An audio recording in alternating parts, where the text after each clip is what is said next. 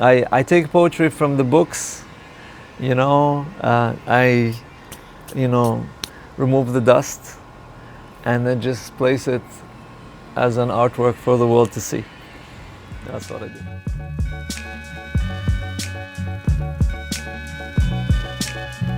My name is Karim Jabbari. I'm a calligraphy and light artist, and my art is the blend between the ancient art of calligraphy and, some new mediums like digital art and video and light.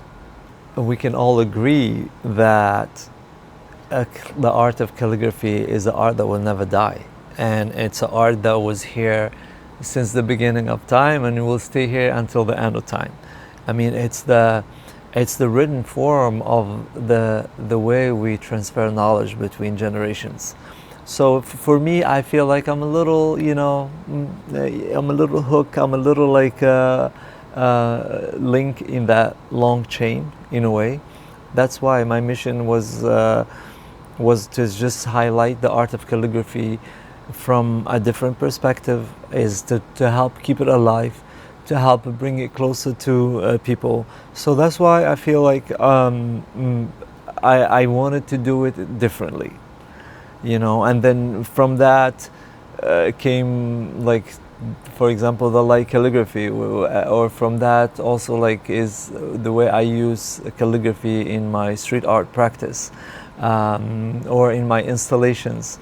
So different forms to use calligraphy because I wanted to present it to the world and make it look more beautiful than ever.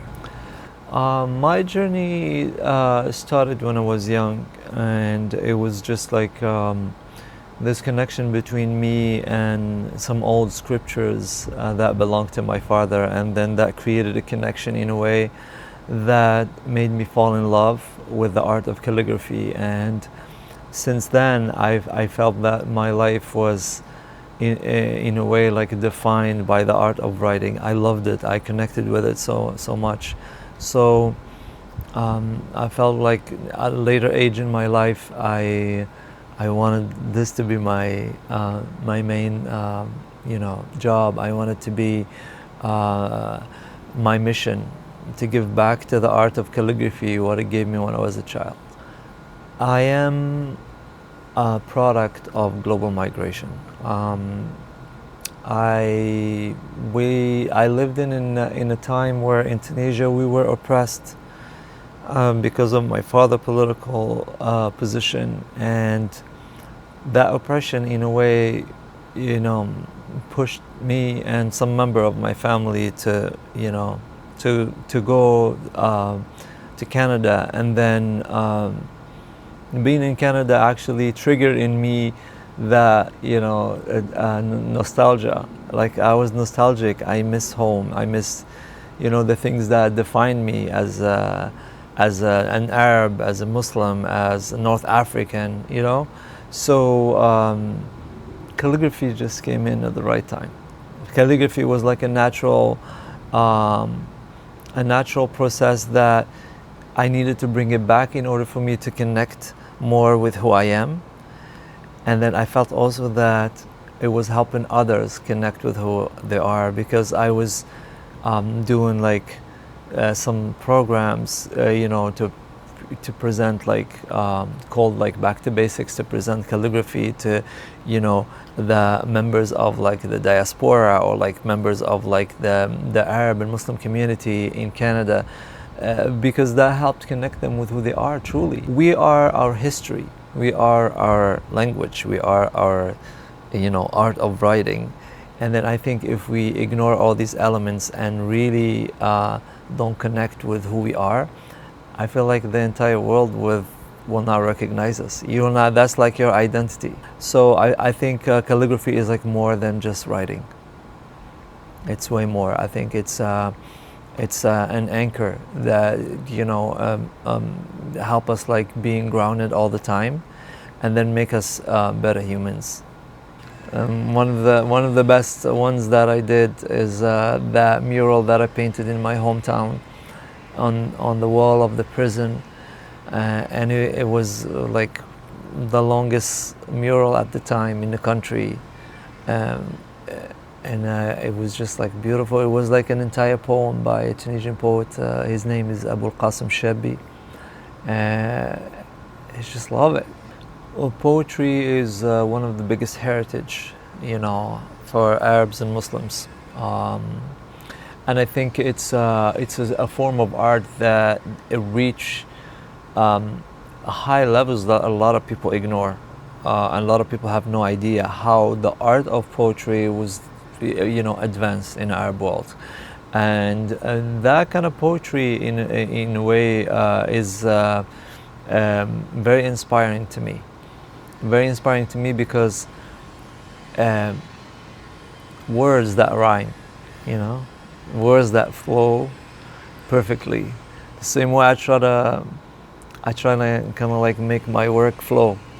I always wanted to be a poet. Always wanted to be a poet.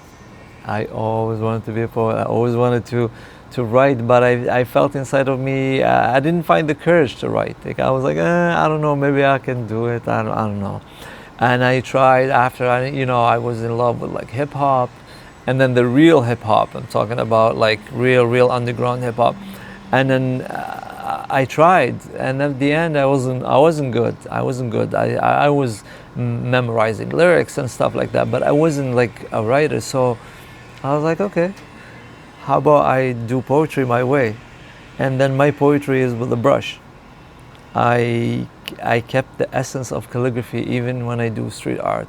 I use the brush because I feel like every surface is the same medium to me. I consider the wall to be a paper, and that's why I use a bigger brush, and I keep that contact with the medium, and that's why I do poetry. I translate poetry into a visual work. ارتحل من أرض تضام بها ولا تكن من فراق الأهل في حرقي. That means if you don't feel comfortable where you are, then move.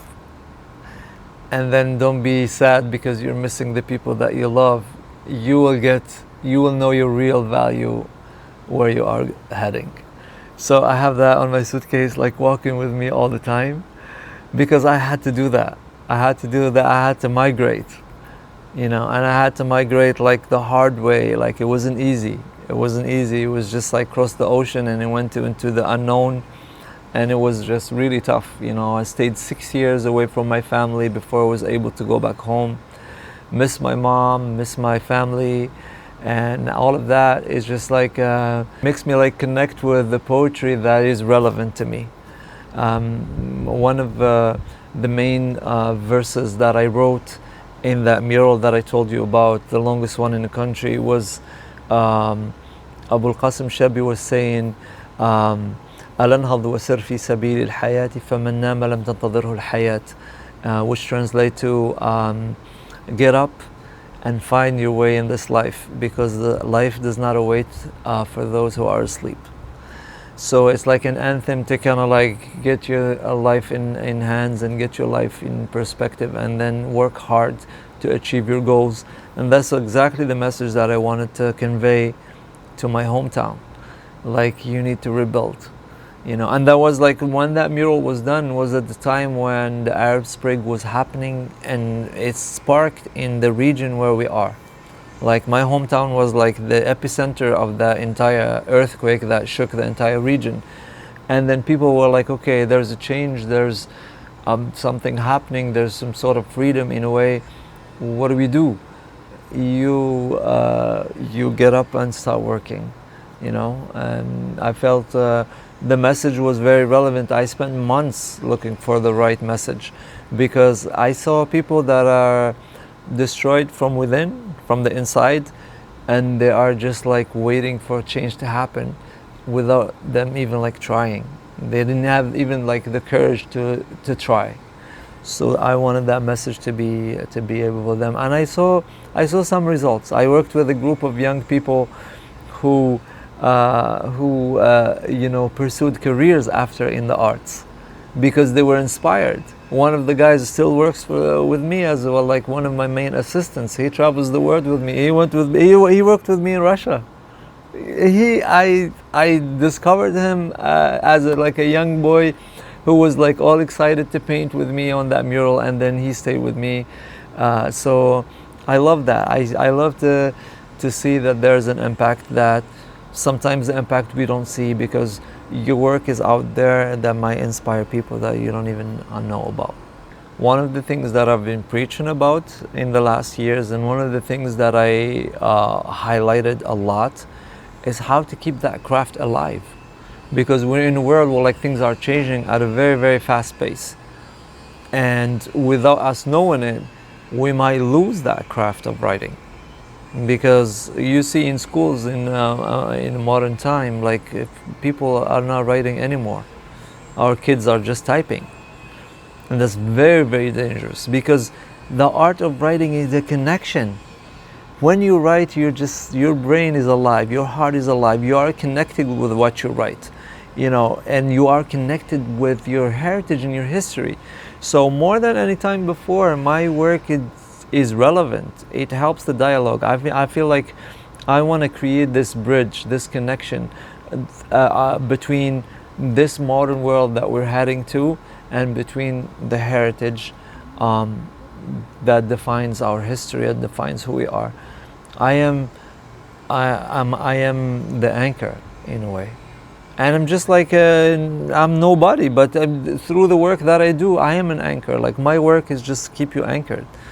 I use digital elements in my work. I use video mapping. I use like softwares, but I keep the craft, the essence of calligraphy also alive.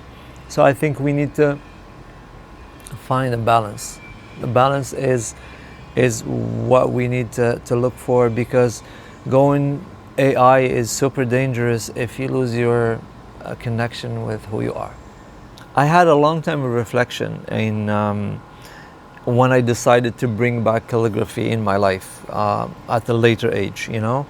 I was like, I need to do calligraphy differently. I need to approach it differently. I think if I wanted to truly achieve the mission that I wanted to, and which is like to highlight the beauty of this craft, of the beauty of this art to the entire world, I needed to do it with like new elements. People know about classical calligraphy. There's a lot of classical calligraphers, but me, I want to do things that represent who I am. I love researching. I love innovating in a way. So all these elements help me achieve that mission, which is it started with light calligraphy more than like 12, 13 years ago, when I was just like experiencing with something called light painting. And I was like, okay, light painting is cool. It's like you play with the light in a random forms and shapes and create like these abstract forms. But how about I take that light as like a wild element, and I try to kind of like use it in like organized shape or letters. And it turned out to be super challenging, very challenging, and I loved that challenge, and I accepted it, and I started like practicing, and then I see now several years after, I see like this form of art is like really beautiful, and a lot of people are doing it, and I love that. I gave like tens of workshops, even more than that. I'm going to say hundreds of workshops all over the world. And I shared that form of craft, and I think a lot of people fell in love with the art of calligraphy through that medium itself. Street art, is just like taking your art to the streets. What a better way to kind of like present it to the world. And installations also is, to me, I love the type of art. I love installations because I think they're very challenging, and I think they add like an element of, how am I going to say it? I think like if calligraphy and my calligraphy work and my light calligraphy work came together and had a baby, it would be that installation. That's like right there, where I use the element of light, shade. I love that. Everyone that knows me knows how much I love sharing, and I love, spreading my art, and I love using my art for, benefiting others in a way.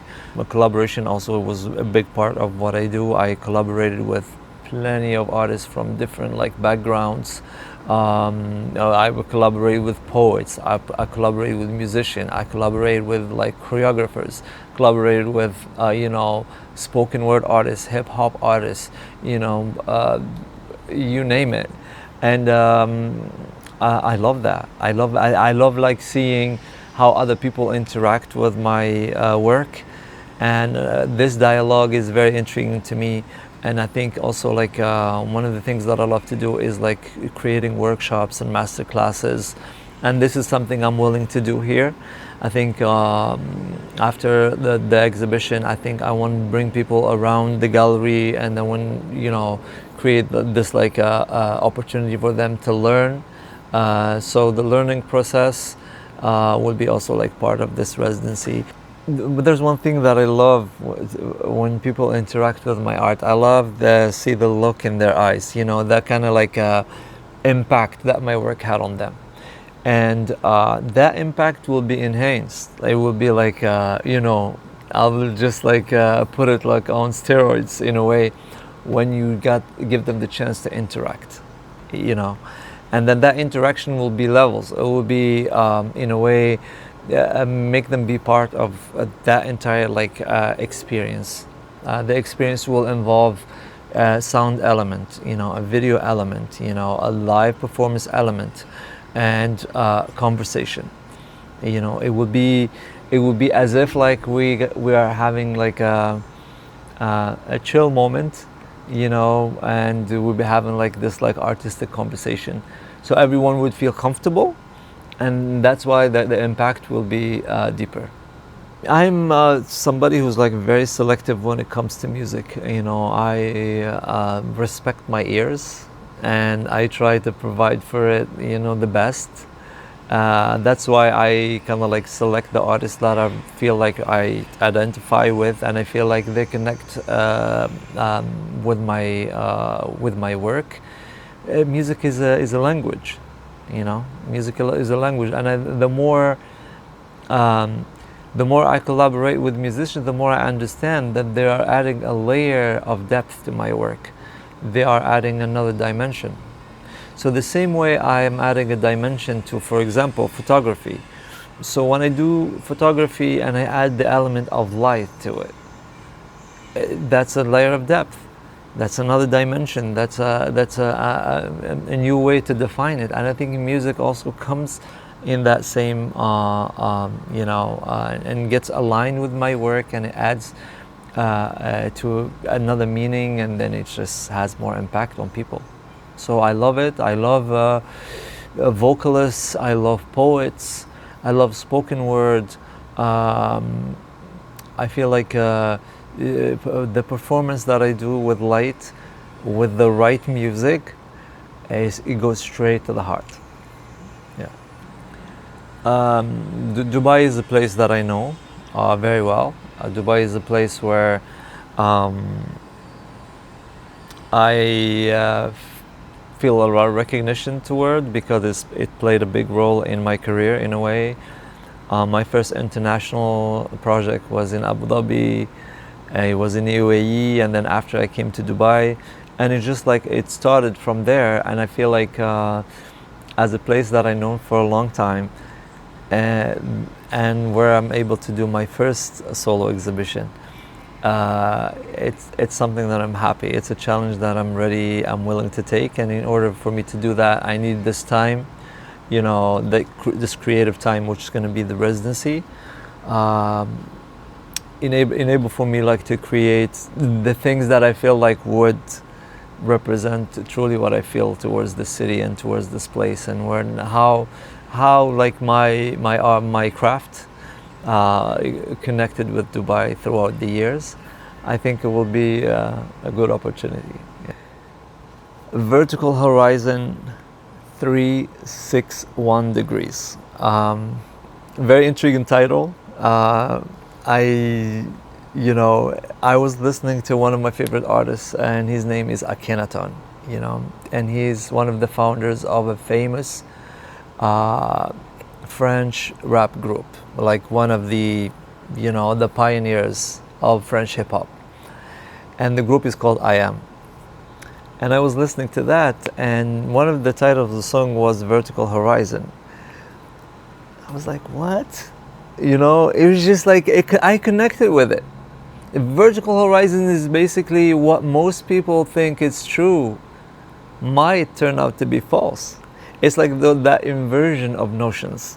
It's like in the time of deception, the notions are, you know, inversed. They are opposite.